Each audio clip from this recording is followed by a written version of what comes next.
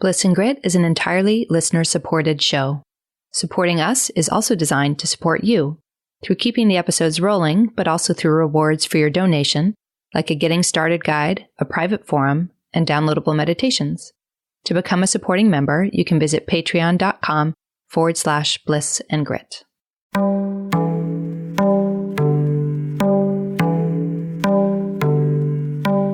Hello, beautifuls. You're listening to Bliss and Grit. I'm Vanessa Scotto, and I'll be joined soon by my dear friend and co-host, Brooke Thomas. On the show, we're talking about being on the embodied spiritual path. And what does that actually mean? What is a real evolution of our lives? How do we ultimately embrace everything? All the beauty and crazy, the joys and the messes, the bliss and the grit that is a human life. This week, we're discussing turning towards the ache. We can often either resist the situations that trigger us, or once we get triggered, we can collapse into patterns of shame or blame. What if instead we met our triggers with an attitude of curiosity? What if we leaned into what we were afraid of as an opportunity to grow past the fear? In this conversation, we're sharing our recent personal experiences of embracing what we can call the attitude of empowerment and moving right towards what scares us. If you're enjoying the show, we'd be totally delighted if you left a review on iTunes or on our Facebook page, which is Bliss and Grit. Many thanks to all of you who've done that already. You can also head over to blissandgrit.com and subscribe to get our weekly digest or learn more about becoming a supporting member on our Patreon page. One last thing before we head into the conversation, just in case you're new to the show, on occasion, Brooke and I can curse.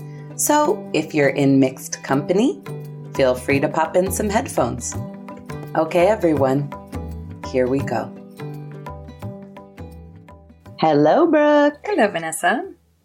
Well, that was a pretty deep conversation we had last week, huh? Yes. Not a light topic to take on. Not a light topic to take on. It's funny doing a conversation, like coming off of that, like now what follows suicidal tendencies. Yeah. So I don't even know exactly how to frame what the topic will be, but I'll share what's on my mind and we'll let the topic sort of unfold for us. Okay, so time is feeling a little slippery for me right now, but sometime over the last few weeks, me and a dear friend of mine had, I guess, an invitation to have what they used to call in the communications field a quote unquote crucial conversation, meaning high stakes conversation. We were just talking about dynamics in our friendship. A fairly run-of-the-mill type of conversation you may have in relationship, like I'm like this, you're like this, how can we be better for each other? And I was the one initiating it. And I had a really cool experience, all in all. So first, consciously, I should say rationally, let's say rationally. Rationally, I knew there was really no problem here. I knew the conversation was going to be fine. My friend is a very open-minded human being. She cares about me. She wanted the best for us. I'm a very good communicator. I'm a compassionate human being. I knew there was very little likelihood it would collapse into blame, judgment, argument, things like that. And that was exactly how it turned out. P.S. She was lovely. She heard me. I think I was articulate. Who knows? But all in all, it was wonderful. But the week leading up to it, okay, so I was like, we should probably have a conversation. And then it was like a week before we could organize that between us. And the week leading up to it, I'm like a fucking wreck. All the thoughts are spinning, all the anxieties are spinning. Okay, little background story. I have been a very conflict avoidant person. And I have my own conditioned reasons for it. When I grew up in my life, the best way I could describe my conflict style is kill or be killed. And so it's like I either would get into conflict weep like a baby, shake in terror, and feel like someone was going to abandon me or psychologically annihilate me. Or I would just get so inflamed with my own rage, my own defense mechanisms, that I would attack people and say something that later, you can't take back, right? So that's my history around conflict. So I spent most of my life being conflict avoidant, much to the detriment of my first marriage, I believe. But that's another episode you guys have heard about already. We should do one that's just like the stories of our divorces, which, P.S., we will never do. But it would be funny. No, we should, because we actually managed to get divorced and stayed friends, both of us. That's true, which is actually, pretty good skill set. All right, y'all mark that for us. We should talk about how to stay friends post-divorce. Anyway, so that's the background noise, right? So as I'm approaching a crucial conversation, my anxiety levels get higher. I've kind of figured it out in intimate relationships, sort of, because you have to. It's like I saw it didn't work with my ex-husband, and then my current husband is just so easy to communicate for me, like something about his way of being and my safety level there. It hasn't felt really tricky. So I haven't had to confront this in a while, right? Who would have even known it still existed if not for this wonderful moment that arose, right? A little pressure point arrives. A little ding, ding, ding. You thought this was done? No. Revisit. Yep. So anyway, I'm all the things. I am literally all the feels leading up to it. And this is how I was comforting myself.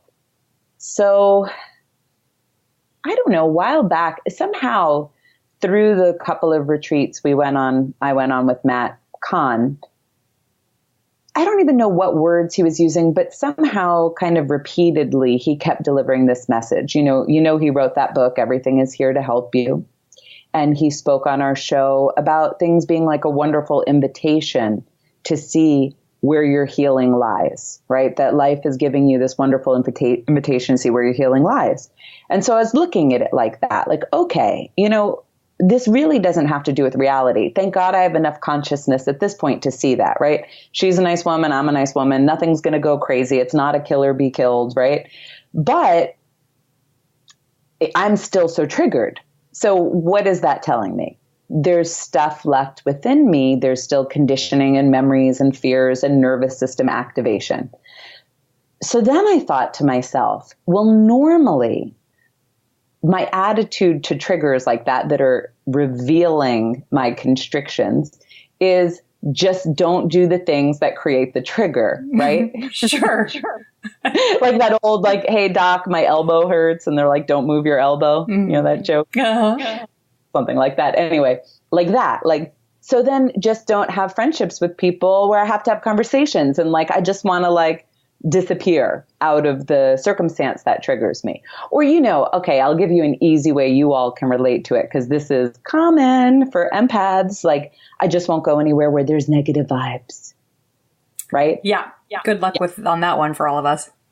Right. Well, and so sensey people are oftentimes very aware of their triggers, and so we're trying to avoid them. So this time, with this thought of okay, well, what this is revealing to me is some unhealed aspect of myself and some reactivities that are still existing in my nervous system. I can go through this with an amazing attitude. I can be excited to meet it. And one of the ways that I kind of got myself there was by recognizing it will never be this hard again. If I can take a few breaths, if I can have a mature conversation about something I'm feeling, I will never be scared to have a conversation again, right? It will never be the same. Maybe the next time it arises in my life, I may have some anxiety, but not terror, right? Each of these things. And what happened was that became a really empowering mantra, right? It became an empowering approach, because it's wow, you know what?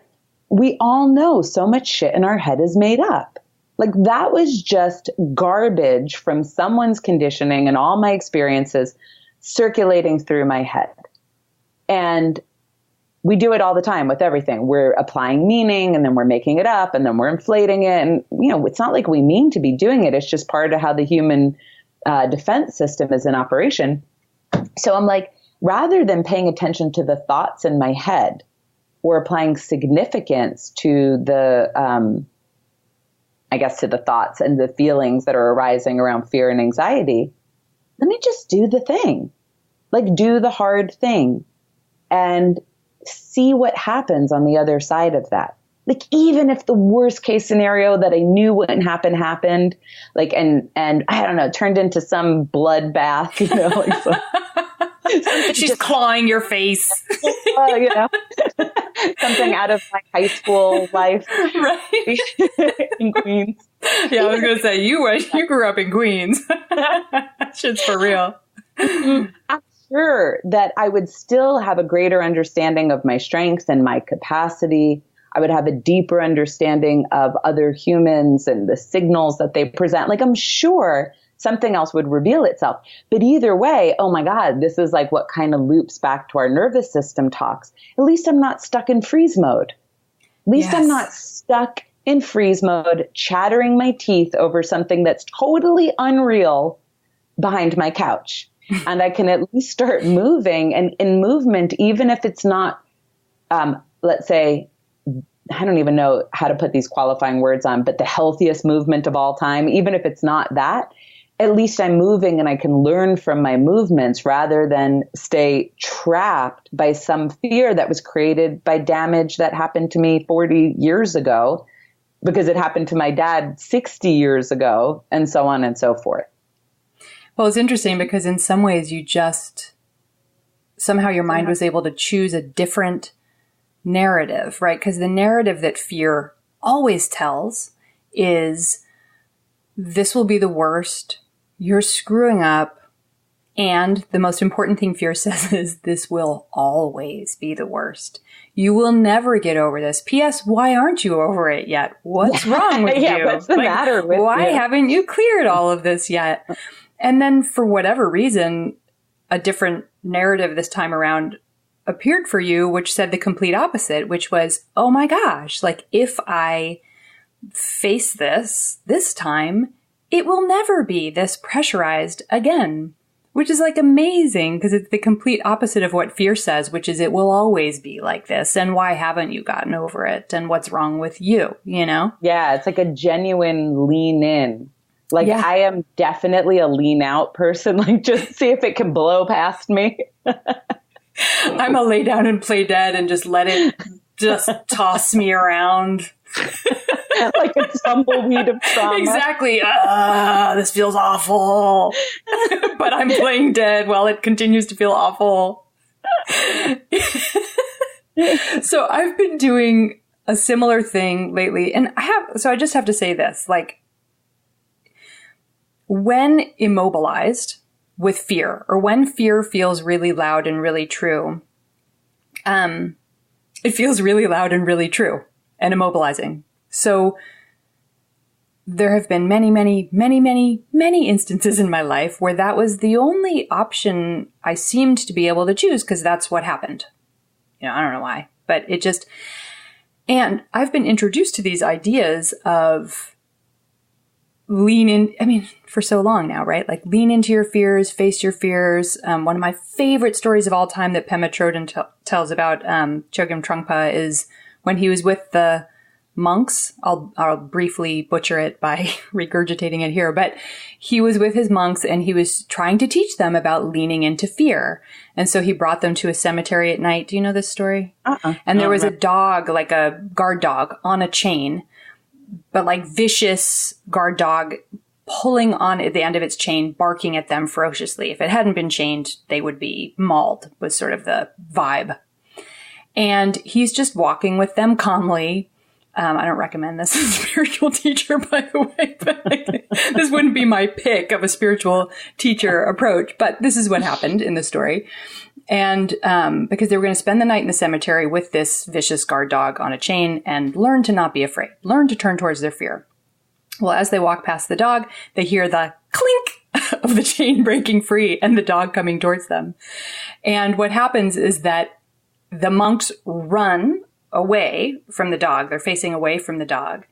And Trungpa turns and runs directly at the dog. And the dog is so startled that a person would run towards it that aggressively and ferociously when it's in full attack mode that the dog turned and ran. Now, Pema Chodron tells this story, so I believe that it's true. Who knows? Even if it's just a parable, it's an interesting parable, and it's not one that's unfamiliar to me. Like, that's been a cherished story of mine for at least a decade, at least. Yeah, it's a goodie. Of one just to like hold of like, yeah. And I've had moments in my life where I turned towards the proverbial attacking dog and it turned tail and ran. Like a couple of moments in my life where the pressure of what I was afraid of just was so intense that it just didn't matter to me. Like if on the other side of this choice of running towards the attack dog is death, fine. It's better than still being afraid anymore. So even with all of that, I still would have moments where I would tell myself, please get out of fear and immobilization and just run at the attack dog. Please just lean in. And I couldn't. Mm-hmm. And I don't know why in those moments. So I just want to have a little moment of saying, like, there is something about ripeness here. And I think not just about the whole concept as a whole of leaning into fear and running towards fear, but also on a much more micro level that we have some wounds or conditioning that are just more tender, or we could say less ripe than others. And that some things are more high stakes and this is more, and some are more low stakes. So this was very low stakes since actually in reality, it was bound to go well. Right. So it was like a nice place to practice as opposed to a situation where I could probably bet money it's not going to go well. Right.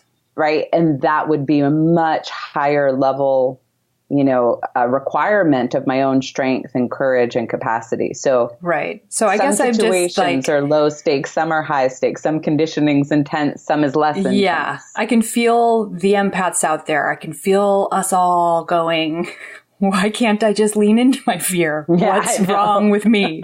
So if the internal narrative is saying, she could do it or they could do it, what's wrong with me? Please, be tender with yourself and just acknowledge it. Sometimes we can, sometimes we can't. It's all fine. Everything's ripening in its own time anyway.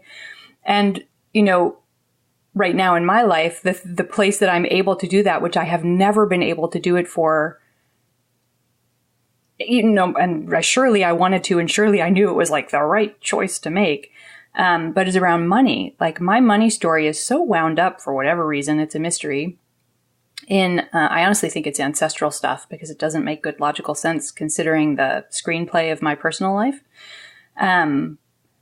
But lack of money or any attention on money at all is survival levels of terror. I'm going to be destitute. I'm going to die in the street. When I go to pay my electric bill, or if I log into my bank account at all for any reason. So I pay myself because I'm self-employed twice a month from my business account to my personal account. The act of doing that twice a month makes me feel like I want to throw up and die. What I'm doing is transferring money that exists from one account to another account. And it fills me with dread because it means I have to log into my bank accounts and what if I see a terrifying surprise there? What if I see something terrible? The actual reality of my money circumstances is not amazing. I'm not sitting on a bunch of money. I'm doing fine. I don't have I've got all that savings to rely on. I don't have that kind of stuff. But certainly it is not survival levels of terrifying. So it's just what's there. And I know I have enough awareness that whenever I log into my bank account or go to pay a bill or whatever, I'm very aware. It's very obvious that I want to throw up everywhere and I'm terrified. And then I can say to awareness, why can't I turn away from this? Why can't I lean into the fear? And then I don't know why. A bunch of stuff has been moving through for me right now with my move, which I talked about in a different episode. I'm currently in the midst of moving residences, and that pushed a bunch of stuff up to the surface and out, and brought up a whole bunch of money stuff about ability to buy a house and what that entails and what kinds of people can buy houses and blah, blah, blah. And for whatever reason, ever since going through that, which was a much higher level of fear, now I can turn towards money in a way, not 100% of the time, but let's say 80% of the time. And it has this like, hey, money, like it's a friend, like, let's do this. It's like, I know we have a thing, but like, there's this cheerfulness and this desire to lean in. And at the same time, still this throw up feeling. And it's so weird. It's so interesting to watch because I'm like, oh, I'm having this deeper layer felt experience of this is what it feels like to be able to really lean in to a very hurty or challenging part of my life. It has this, it's not totally resolved, but it's like, okay, let's do this. And there is some sense in it, like you were saying about your own experience recently, that I can feel that if I can do that, I mean, it's so obvious on the surface of things, it's exactly what it is, but that I am rewriting my relationship with money, not through some cognitive, like say a positive mantra, I'm abundant and blah, blah, blah, like that I'm having an actual lived experience of being able to approach it differently, which is totally different than, well, it'll be like this forever. I'm always going to want to throw up when I log into my bank account. What are we going to do? You know, two words that, well, it's not just two words, but two themes that came to mind for me while you were talking is meaning-making models and attitude. So I'm thinking about, I remember having a Buddhist teacher once, we even talked about it on the show, and they were talking about karma and how do you change your karma, right? So that's just the language they're using. And they were talking about, you know, you plant these seeds. If you want to have positive things grow in your life, you plant the seeds through wonderful actions. But he said the most important thing is your attitude towards it, more than the action, right? It's your attitude. So that if you plant a seed, but you do it from a dejected, I'm a piece of crap, please God, make something happen because I can't possibly deserve this kind of an attitude, you're still going to plant a certain karmic seed that is, I am unworthy, right? But if you did it with the attitude of what an opportunity, what an invitation, you were going to create something different. Thinking about Matt Kahn saying something different, but about attitude, where he was talking about, you know, this idea that you create your life is too simplistic. You know, this idea that like, I'll manifest a Jaguar because I want one and I will, right. You know, from his perspective, that's, you know, the ego seizing the spiritual path and trying to still control life, but now just make life shiny and spiritual. And he said, but the way that you co-create with life is your attitude towards whatever is arising for you, right? So part of why that came up for me, and this will link to the meaning-making models, is both of us, as we're describing these experiences, we had feelings, right? Like you want to throw up, even when sometimes you still look at money. I was so nervous. I mean, by the way, so was my friend. I mean, we were talking about it. That's how like low stakes this was. But regardless, the feelings were there. The absolute anxiety and perseveration were there, right? So the first thing is that what has changed for both of us, it's not the feelings. It's not even the thoughts, because I have a lot of thoughts that bounce around once your feelings are activated, right? Like once you get into a reactivity, like, will they hate me? Will they like me? Will this happen? Will that happen? Right? So it's not that our feelings or thoughts changed. It's our attitude towards our feelings and thoughts that changed, and towards the experience that changed, and also the meaning we make out of it. So right away, I'm like, okay, as soon as something was available for, as you said, whatever reason in this moment, why it was available, who knows? But as soon as it was available for me to be like, cool, like this is going to be different then. I'll just go through this. I'm going to run at the dog, right? Like so casually. I'm just going to run at the dog. No big. When it's a metaphor, it works. Yeah, like as soon as that was available to me, my attitude was one of confidence. And I don't mean I'm the best kind of a confidence, like it's going to be okay. Like I have the resources and the capacity to navigate all of the myriad of things that could arise. And I know what happens when I don't face this. And I have the confidence that this is a better choice than the other one. Right. And so as soon as I had that, something shifts. And it wasn't just the feelings. It wasn't like then I felt like, oh, easy breezy at all. It was like, no, the feelings were still there. The thoughts were still there. But alongside of it was this level of consciousness that said, this is good. This is invited. You can meet this. This is for you. And that really like buoyed me through. But that links back to the meaning is because oftentimes what I think happens, and you sort of described this, is we have the feeling or the thoughts or both. And then we say, what's the matter with me that I have this feeling? Will I always have this feeling? It must mean means I'm always doomed. It means I'm karmically fated. It means no one likes me. It must mean I'm a fucked up person. And then it's like that Buddha's parable analogy about the second arrow that we've talked about on some of the episodes. It's like, it just gets thicker and denser and we get more and more afraid and it like goes down this whole rabbit hole. But when you could just now in this moment, you're sitting and you're about to open your bank account and like you want to vomit, but you're like, that's cool. Hi, money. Yeah. Hi. Let's do this thing. This doesn't mean anything about me. I mean, don't you feel like a lot of what happens is whatever feelings or thoughts are arising, you're taking it to mean something about you. So it's like, there's a reason why my conflict avoidant pattern developed. And it was because I had this kill or be killed belief system, right?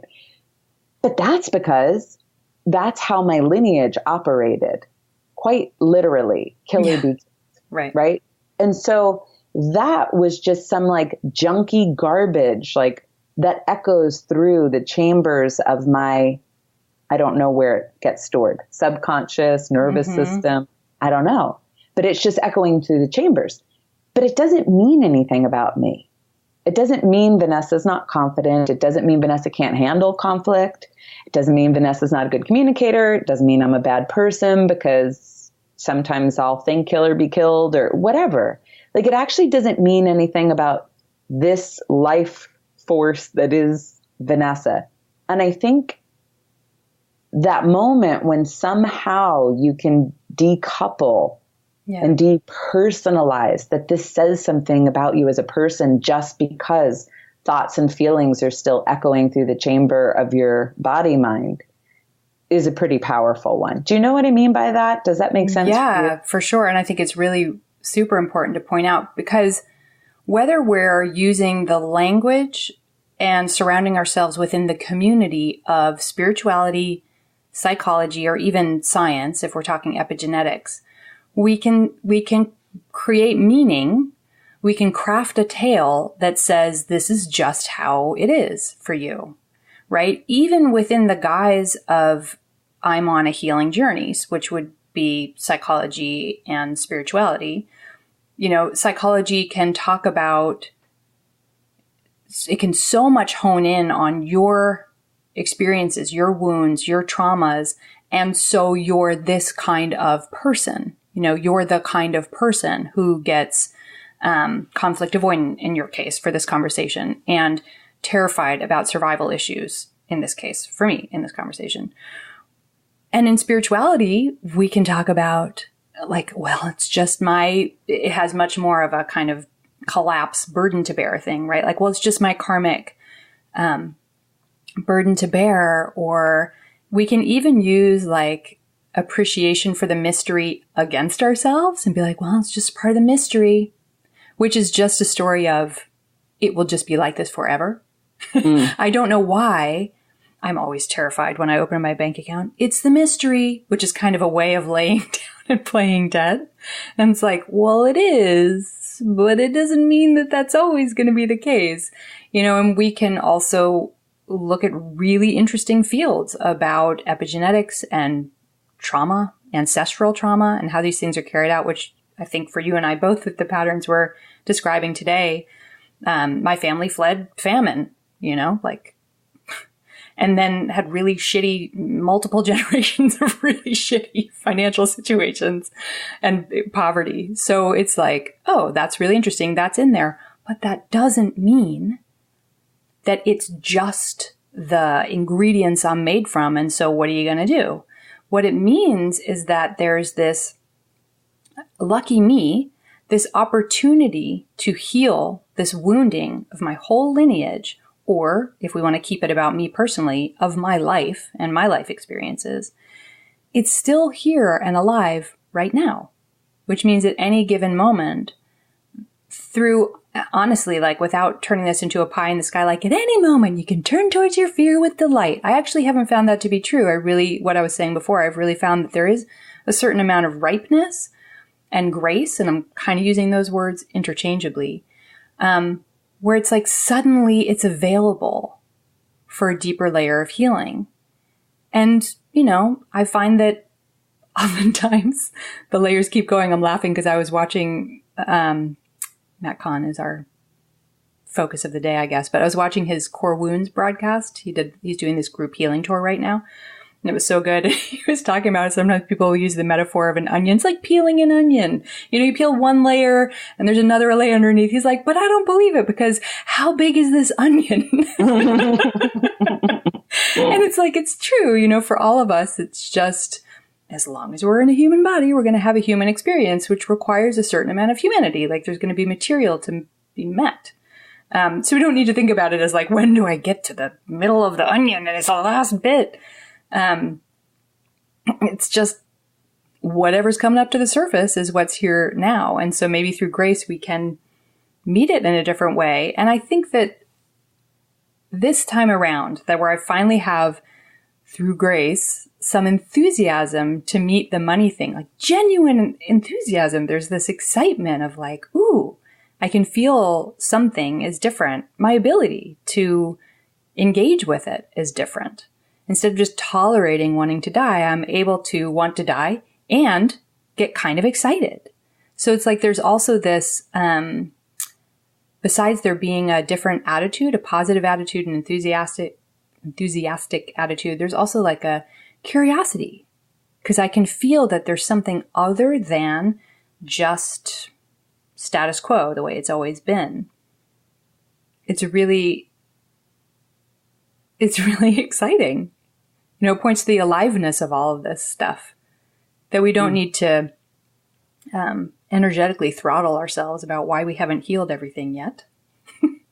And yet, when something comes along, because another Matt Kahn quote, life knows where to find you. Like life will find what is ready for healing, what's available for healing, and circumstances will come along that push right on the hurty bits to bring it up to the level of awareness.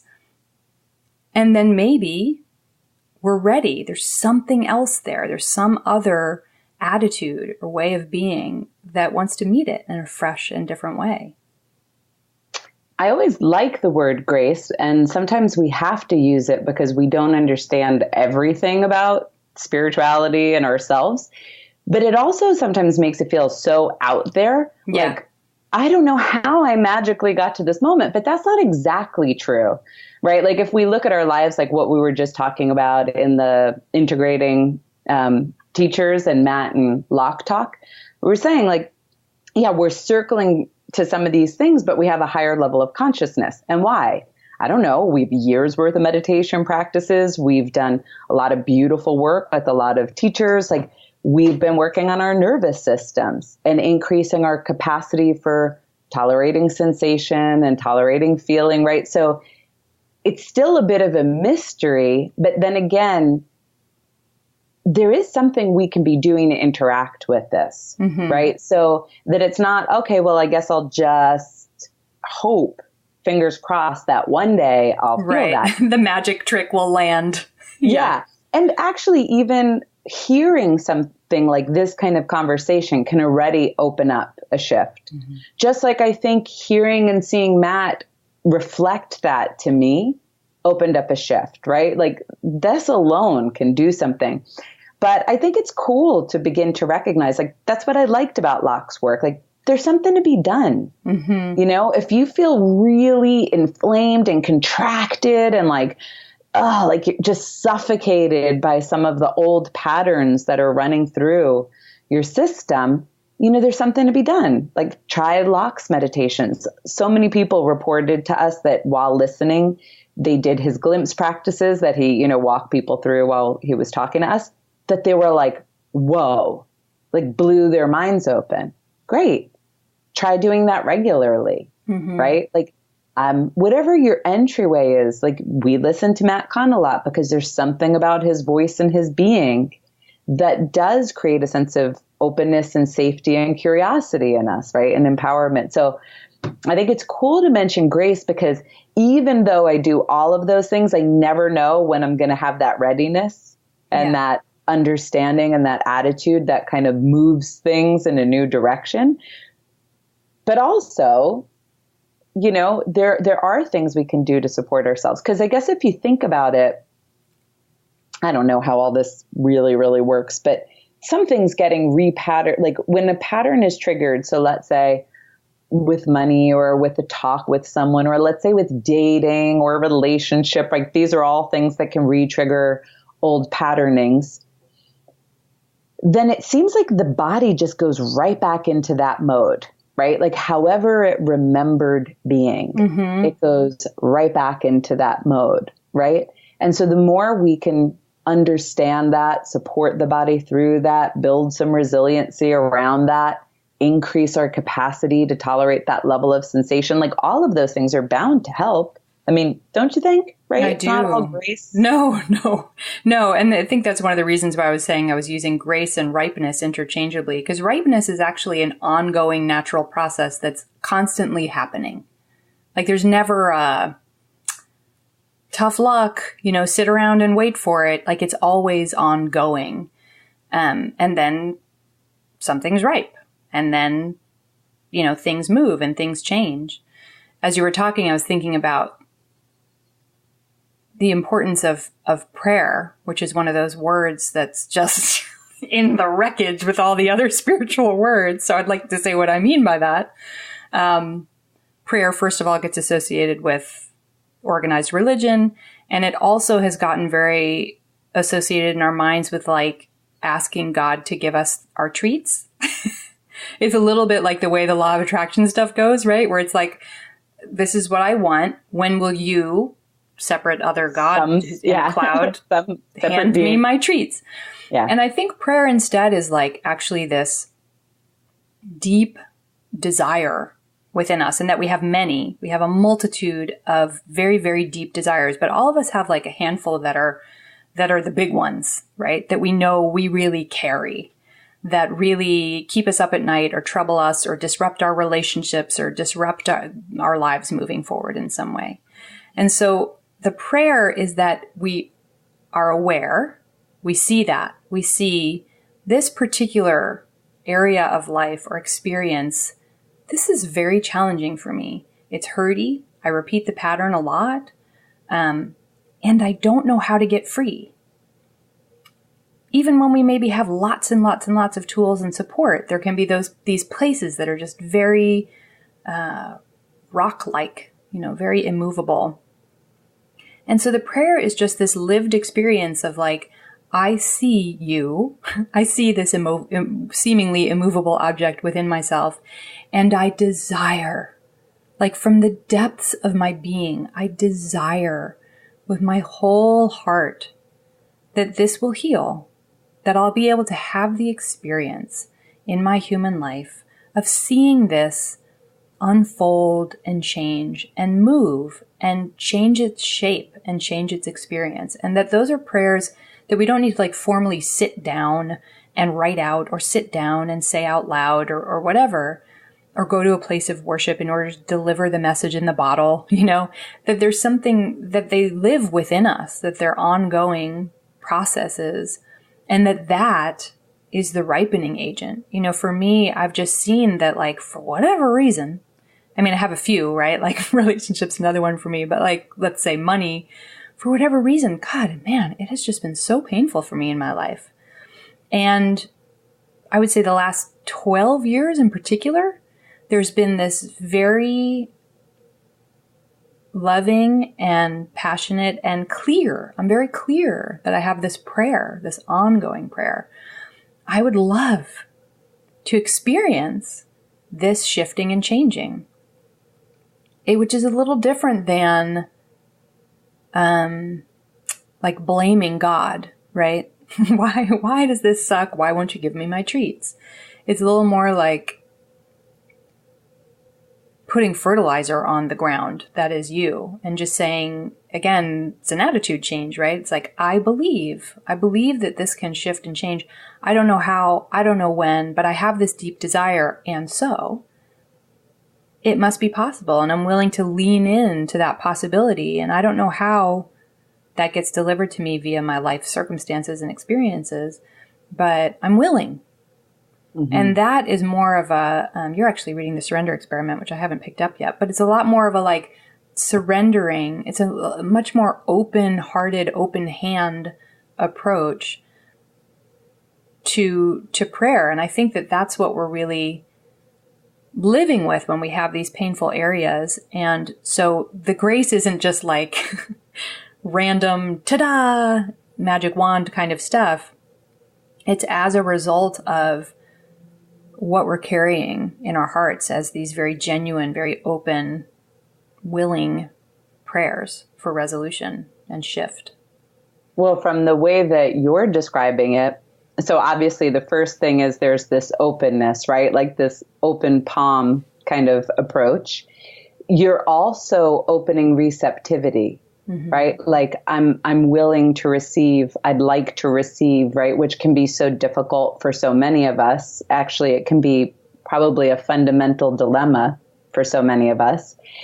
And then I suppose it's almost like anything. It's like, because you have this deep heartfelt prayer, you also become more curious. Like, is anything taking shape? Like, what's happening? What am I feeling? Right? So it opens curiosity. So think about that attitude, openness, willingness to be receptive, and curiosity. So like your whole being's already changed. And it's so not the normal state of the ego. So you must already be shifting into the soul just by evoking, the prayer, I think, which is where so much of the zhuzh is like, if you can not be defined by the ego. Like, I think one of the things that has been kind of in the back of my mind for a while, like weaving itself together into an understanding, was, remember when we were on retreat with Matt in January and he said something to the effect of, how much of this is personal? Mm-hmm. And then he said 0, right. 0%, right?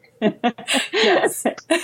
And I had shared on Bliss and Grit, however long ago, a year or so ago, I had an experience once while I was working with Kieran Trace where I recognized, like, I never created my insecurities. I never decided to have these would be great ones to have. This is fun times.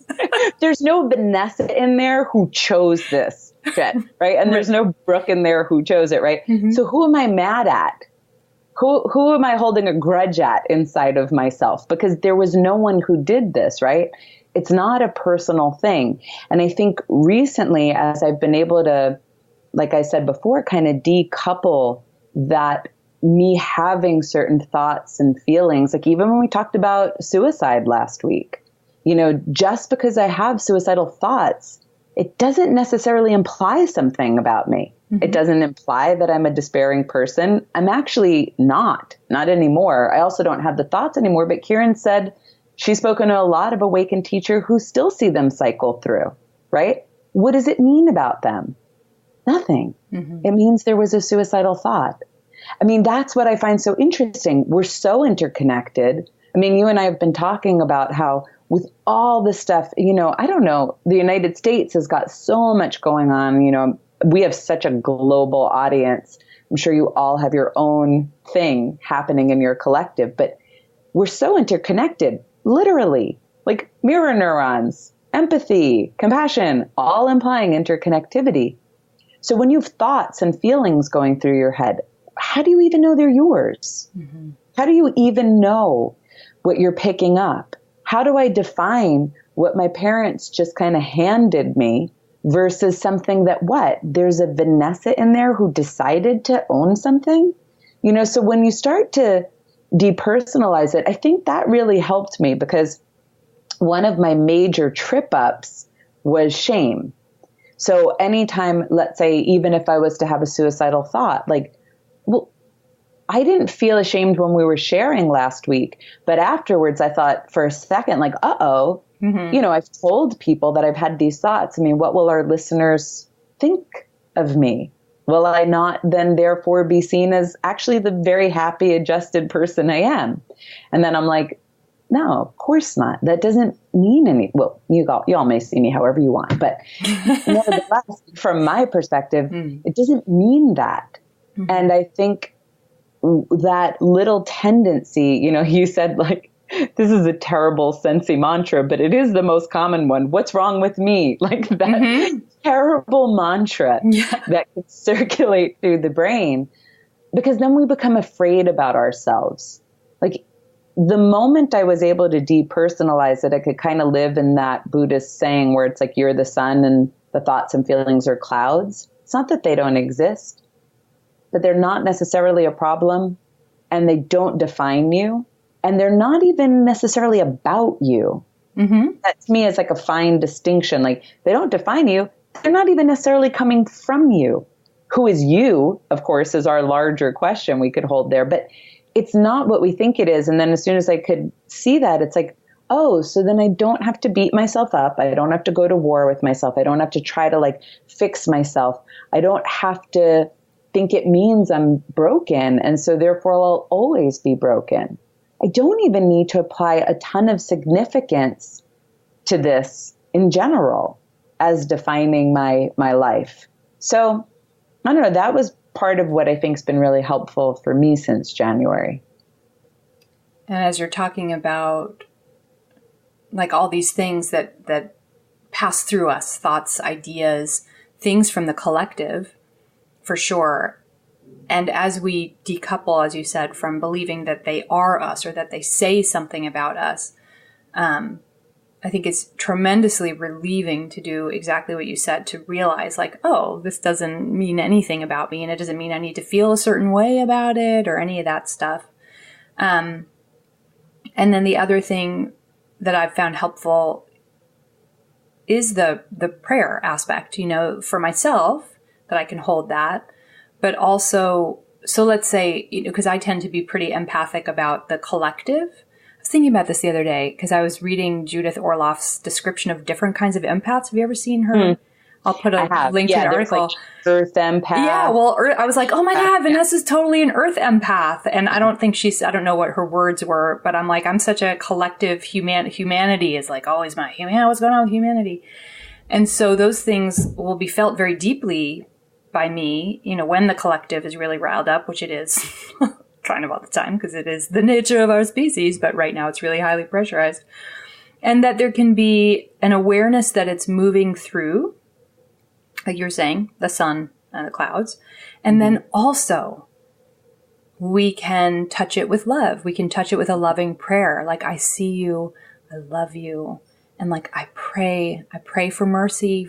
I pray for healing, and whatever I can do, as this is passing through, to have mercy and to have healing and to help this ripen and move and shift.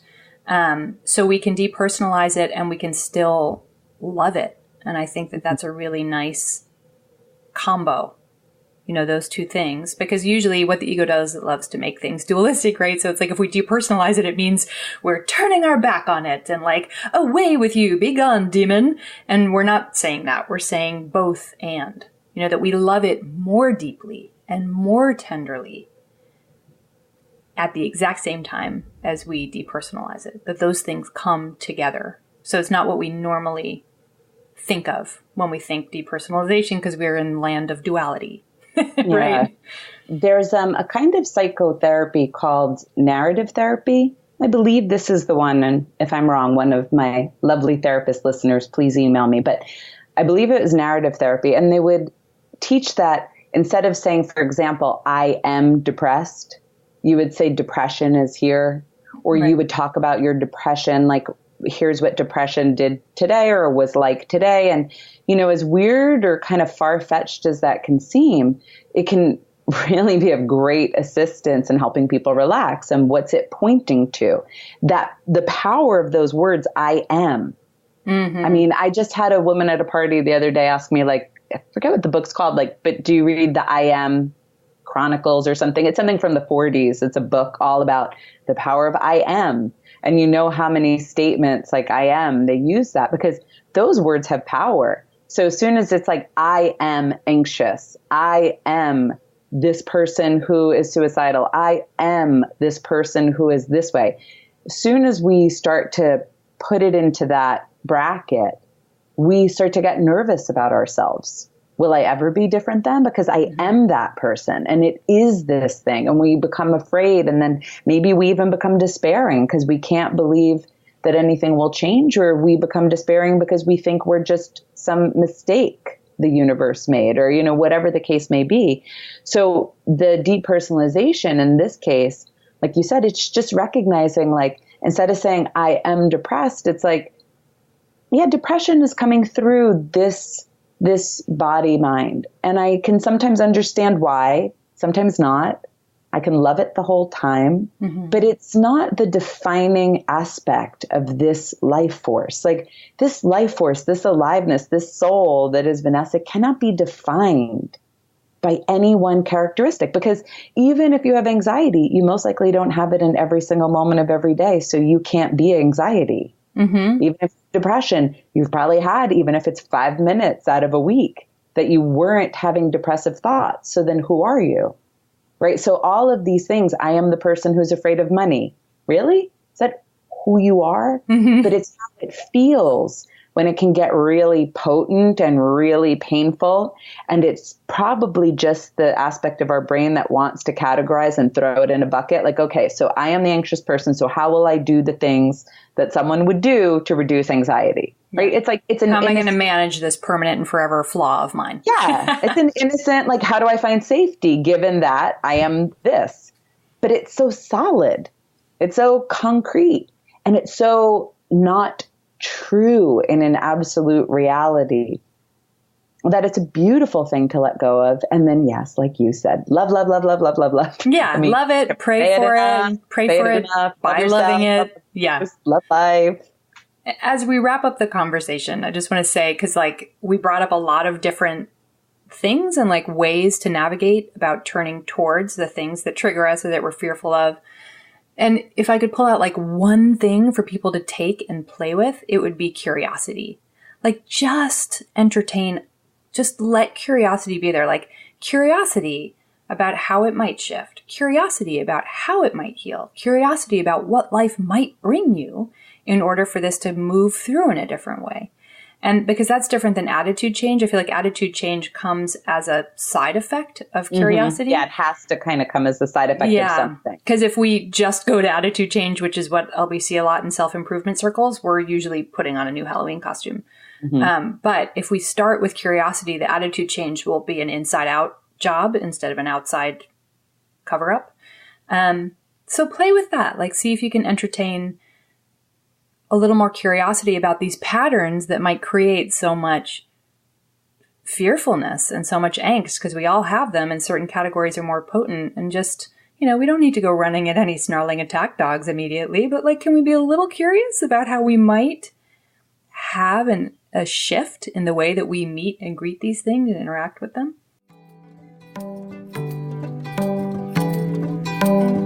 We're so glad you listened to today's show. The show notes, including any resources we mentioned, live at blissandgrit.com. You can head over to the website, scroll on down, and you'll see each episode's separate post. We put the resources right in there. Our member platform is at patreon.com/blissandgrit. You could head over there to help donate to the show, which is huge for us. We are completely reliant upon donations, and get rewards for your support. If you've been wanting to engage with these topics in a deeper way with us, it's a great place to go for a more immersive experience. We'd also love it if you come play with us on Instagram and Facebook. We get some lively chats going on over there as well, and we're Bliss and Grit at both of those locations. We're so grateful to all of you for the beautiful reviews you've written. They mean so much to us. For the membership support so many of you have provided, really from the bottom of our hearts, thank you. And for all the lovely notes that you send. Till next week.